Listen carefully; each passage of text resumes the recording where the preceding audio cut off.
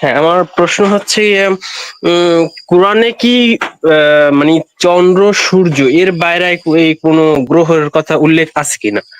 মানে অনেক গ্রহই তো আছে, অনেক মানে অনেক কিছুই তো আছে, কিন্তু এক কোরআনে এর নম্বর বাইরে। কথা হচ্ছে চন্দ্র সূর্য গ্রহ দুইটাই একটা গ্রহ না। সূর্য হচ্ছে একটা নক্ষত্র, চন্দ্র হচ্ছে একটা উপগ্রহ। হ্যাঁ এবং কোরআনে যে জিনিসটা বলা আছে, চাঁদেরও আলো আছে, সূর্যেরও আলো হ্যাঁ হ্যাঁ আছে। হ্যাঁ কোরআন এবং হাদিসে হ্যাঁ হ্যাঁ, যেটা বলা আছে, চাঁদেরও আলো আছে, হ্যাঁ, সূর্যেরও তাদের আলো তো আছে। এবং নিজস্ব আলো।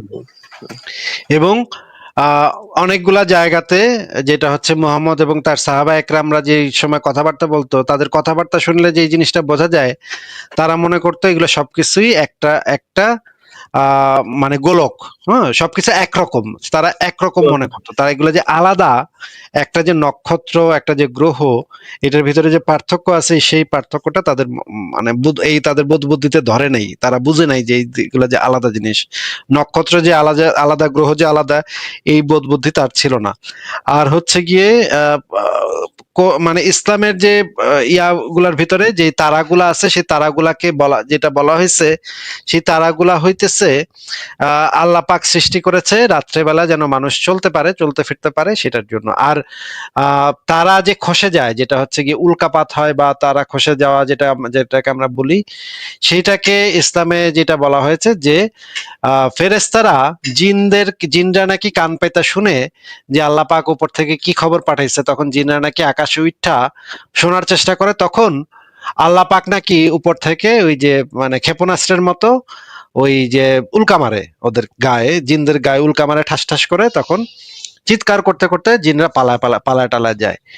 এই জিনিসগুলা বলা হয়েছে। এবং মেঘের উপরে একটা জায়গা আছে যেখানে আল্লাহর ওহী আসে, আল্লাহর ইয়া আসে, তাকদিরের লিখন আসে। সেইখানে আহ ফেরেশতারা থাকে, সেইখানে নাকি জিনরা গিয়ে কান পেতে বসে থাকে। এই রকমের উদ্ভট কল্পকাহিনী, যেগুলো হচ্ছে প্রাচীন মিথোলজিতে, যেগুলা খুবই মানে সাধারণ ব্যাপার, এগুলাই ছিল প্রাচীন মিথোলজিতে, এইগুলাই ইসলামে বলা আছে। এছাড়া ইসলামে ওই যে মানে গ্রহ নক্ষত্রগুলা যে আলাদা, সেই এই ধরনের কোনো মানে ঈশ্বর কথা কোরআন হাদিসের ভিতরে নাই। ও, হ্যাঁ আরেকটা জিনিস আছে, ছায়াপথ বলতে যেটা বোঝায়, ছায়াপথ হচ্ছে একটা দরজা। এটা বলা হয়েছে, ছায়াপথ হচ্ছে এমন একটা দরজা যেটা দিয়ে পানি আসে, পানি আসছিল, ওই যে নূহ নবীর সময় যে পানি, সেটা ছায়াপথ দিয়ে আসছিল। মানে কি একটা অবস্থা ভাই, চিন্তা করেন, মাথা মাথা নষ্ট। আচ্ছা ভাই, আরেকটা বিষয় আছে, এই মানে আচ্ছা হাদিসে আচ্ছা কি ভাই, মানে তাহলে এই কি ধরনের কোনো হাদিস ছায়াপথ আছে? বলতে আপনি বুঝাচ্ছেন যে the pathway to get wait?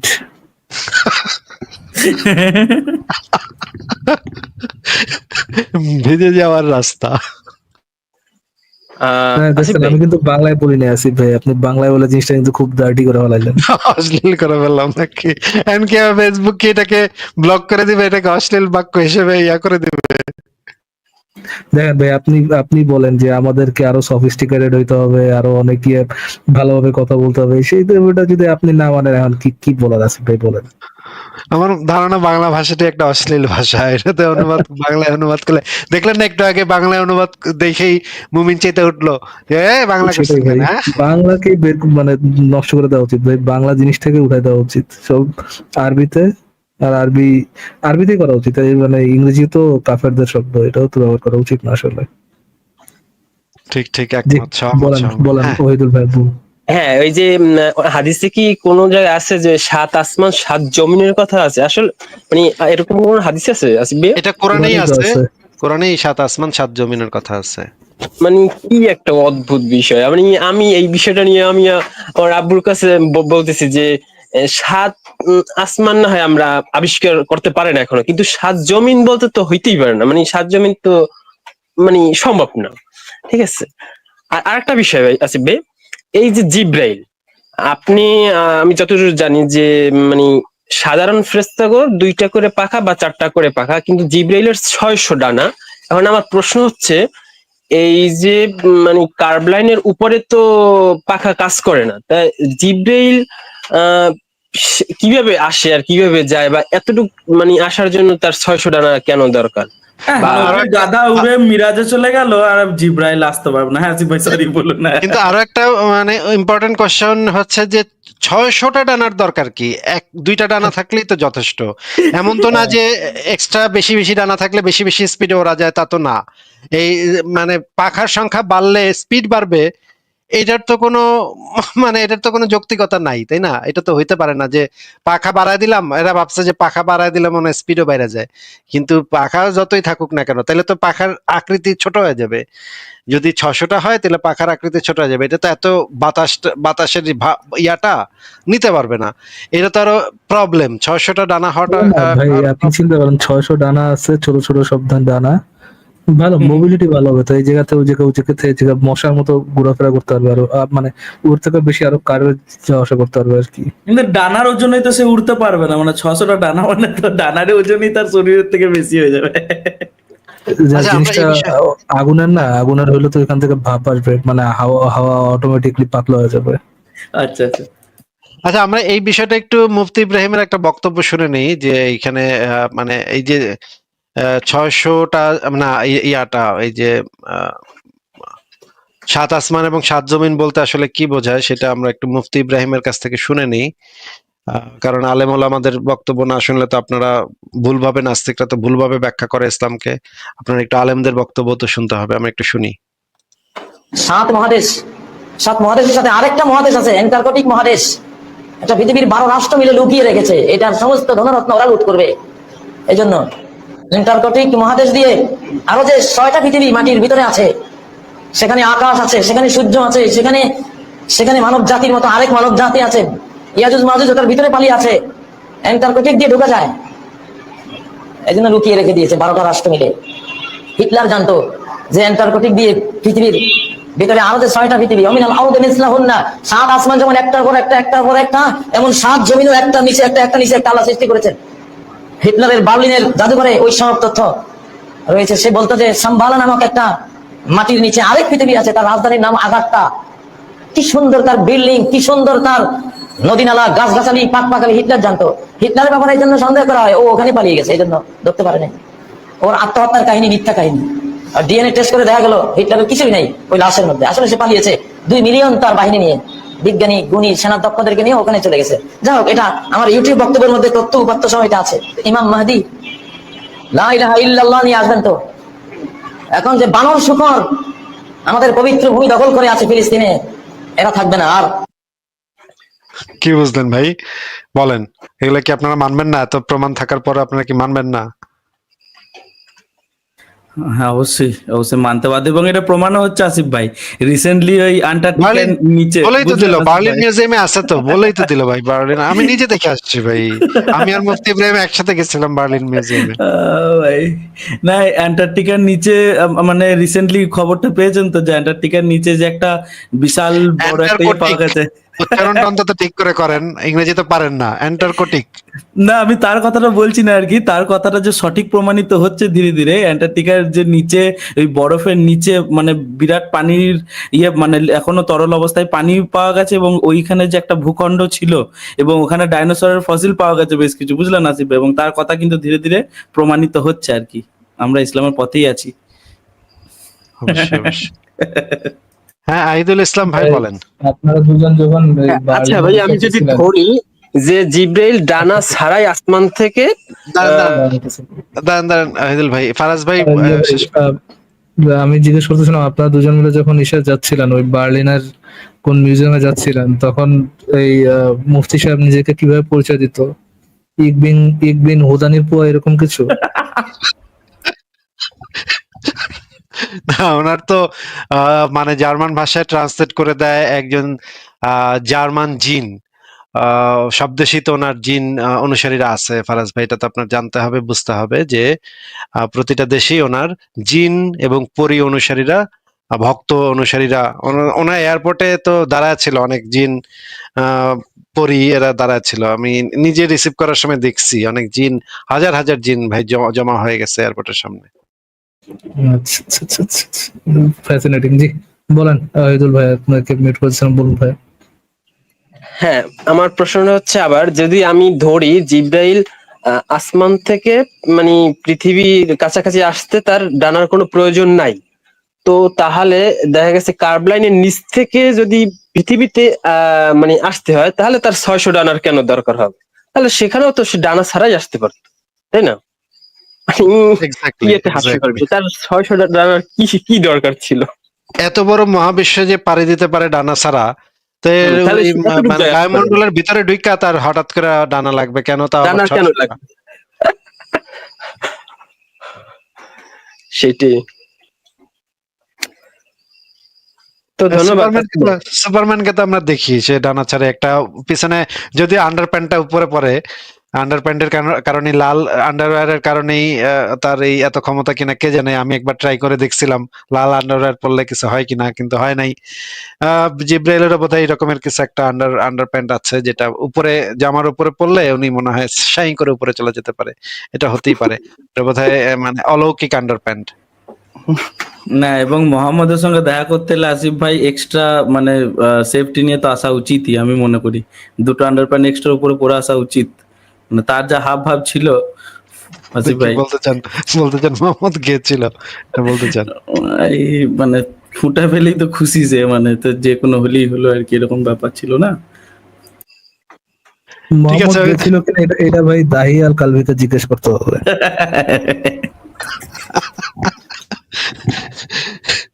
হ্যাঁ, একজন একবার একটা আছে যে গায়ে একটা চুমাচুমি, পিঠে চুমাচুমি, এটা একটা হাদিসে আছে, কিন্তু এটা দাহি থেকে আল পরিষ্কার। কালভির সাথে বলে গোপন রুমে পর্দা ফেলায় তারপরে ওহী নাজিল করাইতো সে, এবং ওহী নাজিলের পর তার পুরো গাটা ঘাইমে টাইমে শেষ হয়ে যেত।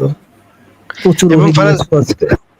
ফারাজ ভাই, দাহিয়াল কালবি কিন্তু খুবই ফর্সা ছিল এবং খুবই দেখতে শুনতে সুন্দর, মানে ইয়া মেয়েরা টাইপ আর কি। মেয়েরা বলে পাগল ছিল দাহি আল কালভির জন্য। হ্যাঁ, এবং আয়েশাও, নিজেরাই বলে এরা।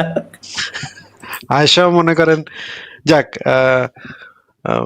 এটা বলা ঠিক হবে না, কিন্তু আয়েশাও একবার জিব্রাইলকে, দাহিয়াল কালবিকে দেখা, আসলে এটা ছিল জিব্রাইল, কিন্তু সে দেখতেছিল দাহিয়াল কালবিকে। তাইলে আয়েশা কেন দাহিয়াল কালবিকে দেখতেছিল জিব্রাইলকে দেখার সময়? তার মনে কেন ওইটা ছিল, ওই বেটার চেহারা ভাইসে উঠলো কেন তার এখন ভাই মনে? ইয়ে করেন, জিব্রাইল পর্দার আড়ালে নবীর কাছে ওহী পাঠাইতো, এবং ওই ওহী পাওয়ার পরে নবী ঘেমে অস্থির হয়ে যেত, কিন্তু মানুষ দেখতো এই জিব্রাইলকে দেখতো দাহিয়া কালবের মতো লাগতেছে। আমি আর কিছু বলতে চাই না, এতটুকু। এটা বললে, এটা বললে কিন্তু জিনিসটা খুবই অশ্লীল হয়ে যায়, তাই না? আমি আমি আর কিছু এক্সটেন্ড করি না, আমি জাস্ট যেগুলো ফ্যাক্ট সেটা বলতেছি। এক হচ্ছে জিব্রাইলকে মানে পর্দার আড়ালে নবীর কাছে একান্ত ওহী নিয়ে আসতো। নবীর কি তখন ওহী পাওয়ার পর ঘেমে চৌচির হয়ে যাইতো। ওই জিব্রাইলকে দেখে কি মানুষ দাহিয়াল কালবের মতো মনে করতো।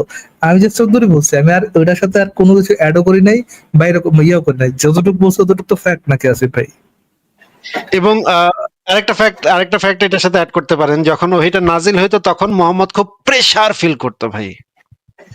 প্রেসার, আচ্ছা। ওই Noted. প্রেসারেই ঘামা দিত আর কি। তো হ্যাঁ,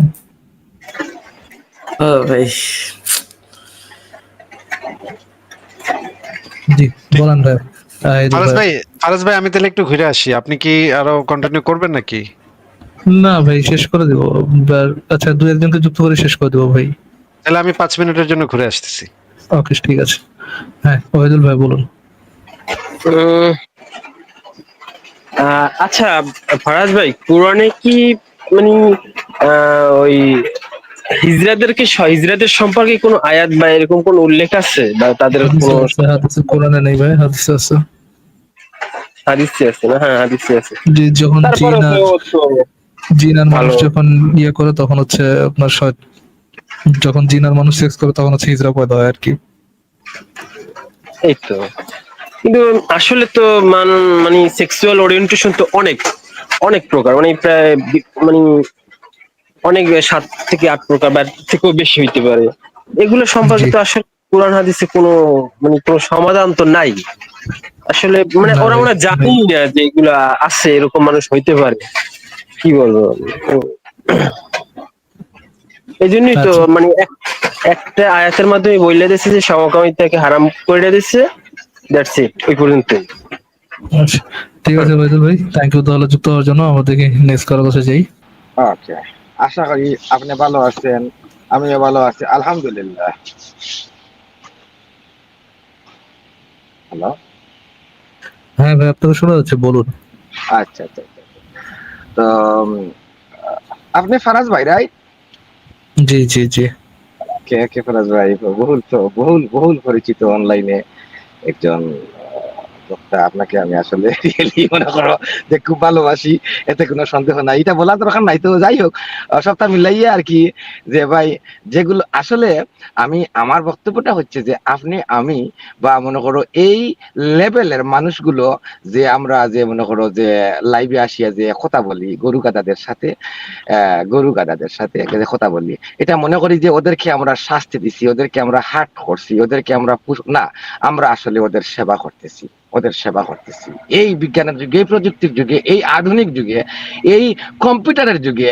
ভাই এই যে মনে করো এই যে এদের এদের যে রোগ, যেটা এই রোগটা সরানোর জন্য আমরা যে প্রাণান্ত চেষ্টা করতেছি, তারা কিন্তু মনে মনে বুঝতেছে, তারা মনে মনে ভাবতেছে যে সারাদিন তাকুর করে হরে কৃষ্ণ নাম জপ করলে আমার যে ভাত মিলবে না, সারাদিন মসজিদ মন্দিরে গিয়া আলহামদুলিল্লাহ আলহামদুলিল্লাহ সুবহানাল্লাহ বললে যে কিচ্ছু হবে না, এটা তারা হাড়ে হাড়ে বুঝতেছে। কিন্তু দিন শেষে যে সকল ধর্মগুলোকে আমি সম্মান করি, শ্রদ্ধা করি এই অ্যাঙ্গেলে, যে আপনারা আপনাদের সকল ধর্ম পালন করো, কিন্তু কারো সাথে কোন সাংঘর্ষিক অবস্থায় যাইও না, কারণ সাংঘর্ষিক অবস্থায় গেলেই কিন্তু তুমি কিন্তু তোমার বিপর্যয় হবে বলে আজকে ইসলাম ধর্মাবলম্বী মুসলমান বিশ্ব দেখতেছে যে কিভাবে ওদেরকে ফিসিয়া মনে করো মারতেছে, কিন্তু মুসলমান এটা স্বীকার করবে না, কারণ তারা বলবে যে আমরাই একমাত্র জাতি, একমাত্র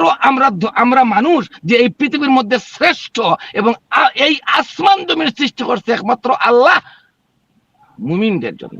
আলহামদুলিল্লাহ আলহামদুলিল্লাহ সুবহানাল্লাহ সুবহানাল্লাহ। আরে মাদার চোদ, তুই বুঝার চেষ্টা কর, বুঝ যে এখানে ধর্মটা হচ্ছে একটা দাবি, এই দাবি নিয়ে হাজার হাজার দাবি আছে, হাজার হাজার ধর্ম আছে, সবার একই দাবি, এক চিটাগাঙ্গের গু আর সিলেটের গু আর ময়মনসিংহের গু আর আমেরিকান গু তো গুই রে ভাই। সুতরাং এই গু নিয়ে লাফালাফি যদি করছ যে আমার গু খুব ভালো সুগন্ধ, তোর দাবি এটা রে ভাই, কিন্তু গু তো এটা। এই বুদ্ধিটুকু বাঙালির মধ্যে ঢুকলে আজকে বাঙালি পৃথিবীর মধ্যে সেরা জাতি হইতো, কিন্তু সেই সেরা জাতি হবে না, কারণ 7 কোটি বাঙালিকে হে মুগ্ধ জননী রেখেছো, বাঙালি করে মানুষ করনি। ওরা মানুষ হতে হলে মায়ের ঘর থেকে আবার কয়েকবার জন্ম নিতে হবে, ওরা মানুষ হবে না, হবে না, হবে না, হবে না, এই কুত্তার বাচ্চার মানুষ হবে না। Sorry for that. It's okay, ঠিক আছে। না, যদিও কথা একটু জোরে বলছেন, প্যাশনেট ছিল, বাট কথাগুলো তো সত্য।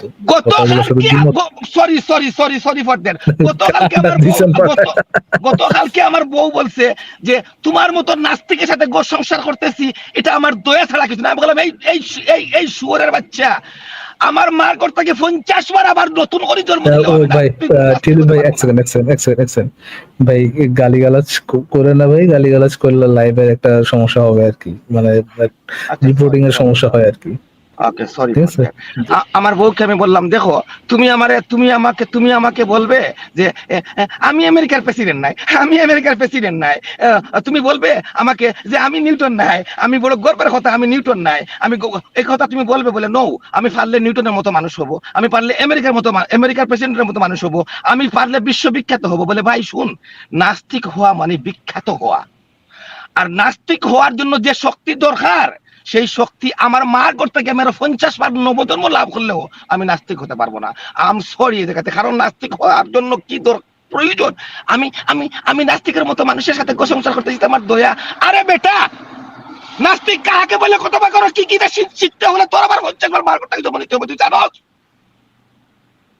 এই নাস্তিকের সবকিছু ইউজ করতেছ, নাস্তিকর ভাত খারে, মাছ খারে, প্লেন ইউজ করতে, কম্পিউটার ইউজ করতে, শুয়োরের বাচ্চা। ভাই আবার আমি নাস্তিক না, আমি একজন ঈশ্বরে বিশ্বাস করি। আমি জাগতিক যে সকল ধর্ম আছে এগুলাকে আমি মানি না, এগুলা মানুষের বানোয়াট, কিন্তু এগুলো স্রষ্টাকে বিশ্বাস করতে আমার ভালো লাগে, তাই করি। তাই বলে আমি নাস্তিকতা হওয়ার শক্তি আমার নাই। আমাকে নাস্তিক কইতে নাস্তিক বলো গিনার বিষয়, নাস্তিক বলো গিনার বিষয়। আরে বেটা, নাস্তিক হওয়া আস্তিক হওয়া যত সহজ, নাস্তিক হওয়া যে কত কঠিন সেটা কিন্তু কারণ ধর্মটা জিনিসটাই হচ্ছে আসলে মানুষের দুর্বলতার থেকে সৃষ্টি হয়। তাহলে আমি দুর্বল কেন হব? আমি মানুষ, আমি আকাশ পাতাল জয় করতে পারি, আমি কেন দুর্বল হব? I am good. Thank you Bangali, তোর মারে শুয়োরের বাচ্চা। সরি। আচ্ছা ঠিক আছে ভাই, ঠিক আছে ফাইন। টিলি ভাই, আপনার সাথে একমতে আমি, এই মানে দ্বিমতের কিছু নাই খুব বেশ কয়েক জায়গায় আর কি, বাট হ্যাঁ আমি একজন নাস্তিক। বাট আপনার মতো ফারাজ ভাই একমত হবেন এমন কোনো কথা নাই। সকল মানবতাবাদী এবং এবং এবং এবং কমন সেন্স যুক্ত বেড়ার ফাল হিন্দু কর্তাকে জন্মিয়েও ফালে ফালে হিন্দু, মুসলমান কর্তাকে জন্মিয়েও ফালে ফালে হিন্দু, ফর হোয়াট? গাদার বাচ্চা একমাত্র চিন্তা করতে কেন আমি মুসলিম হব, কেন আমি ইসলাম অবলম্বী হব, কেন আমি মুসলমান হব, কেন আমি হিন্দু হব, কেন আমি খ্রিস্টান হব, কেন? হোয়াই? এই প্রশ্ন করতে পারলে তো, এই প্রশ্ন করতে হলে বাঙালি ভাই আমরা আসলে বড় বুদ্ধিমান ছিলাম রে ভাই, কিন্তু বড় বোকা হয়ে গেছি রে আজকে। আমার দেশটাকে আমি ভালোবাসি, হয়তো আমি দেশের বাইরে অবস্থান করি, দেশের পরিণতির জন্য বড় বড় কষ্ট লাগে রে, বড় দুঃখ লাগে রে, দিন রাত চোখে জল জরে রে। কারণ মাতৃভূমি স্বর্গাদপি গরিয়সী, সংস্কৃত কাব্যে বর্ণিত, এটা কোনো ধর্মের কথা নাই। সুতরাং এই মাতৃভূমির জন্য প্রাণ সকলের কাঁদে, কিন্তু মাতৃভূমির মায়ের সেই বিপর্যয়, মায়ের সেই অবস্থার জন্য কাঁদেরে মন কাঁদেরে। মা তো মাই রে ভাই, গর্বে ধারণ করছে, মা তো মাই। আমার মায়ের জন্য আমার মন কাঁদে যে মায়ের বিরুদ্ধে যে ছেলেরা যে যাইতে পারে, এটা কিন্তু এই পৃথিবীতে খুব কমই হয়। আর যারা মায়ের বিরুদ্ধে যায় তাদেরই পতন ঘটে। মনে রেখো, পৃথিবীর সকল ধর্ম বাতিল, একমাত্র ইসলামী ধর্ম। কিন্তু সেই ইসলাম ধর্মে কত সাংঘর্ষিক বিষয় আছে কোরআন শরীফের মধ্যে, হাড়ে হাড়ে বুঝতেছে। দেখবাই একদিন সেই জগৎ হবে, নবজাতকের উপযুক্ত বসবাসযোগ্য সমাজ হবে ইনশাআল্লাহ। আমি এটা কামনা করি এবং আমি এটা চাই, এটা হবে, এটা হবে, এটা হবে। ফারাজ ভাই আপনাকে ধন্যবাদ, আমি বিরক্ত দিলে আমাকে মাফ করবেন, আমি পায়ে ধরে বলছি, ক্ষমা প্রার্থনা করছি। ইটস ওকে ভাই, ইটস ওকে। থ্যাংক ইউ যুক্ত হওয়ার জন্য টিলু ভাই। এন্ড আই এম সরি, আপনার যে আবেগ সেটা বোঝা যাচ্ছে, মাতৃভূমির প্রতি যে আবেগ সেটাও বোঝা যাচ্ছে। এবং আমাদের হাত যে অনেক ক্ষেত্রে বাধা, আমরা যে অনেক কিছু চাইলেও বলতে পারি না, যেটা আপনি বলতে চান কিন্তু বলার মতো কোনো জায়গা নেই। এবং আমরাও মানে পার্সোনাল লাইফে অনেক জায়গায় অনেক কিছু বলতে পারি না। তো শেয়ার করার জন্য ধন্যবাদ। আই থিঙ্ক আপনার কথাগুলোর সাথে অনেক অনেক অনেক মানুষই কানেক্ট করতে পারবে, এবং কমেন্টও আমি দেখতেছি অনেক মানুষ আপনার কথার সাথে একমত, আপনার কথার সাথে অনেকভাবেই কানেক্টেড। এই কথাগুলো তারাও বলতে চায় কিন্তু বলতে পারে না আর কি। Thank you very much. You welcome Faraz ভাই, ইউ ওয়েলকাম। আমার কাছে সময় দিচ্ছে কথাটা বলার জন্য, আমার অনেক শান্তি লাগবে। আমি আর কয়েক বছর বাঁচবো খুব শান্তি।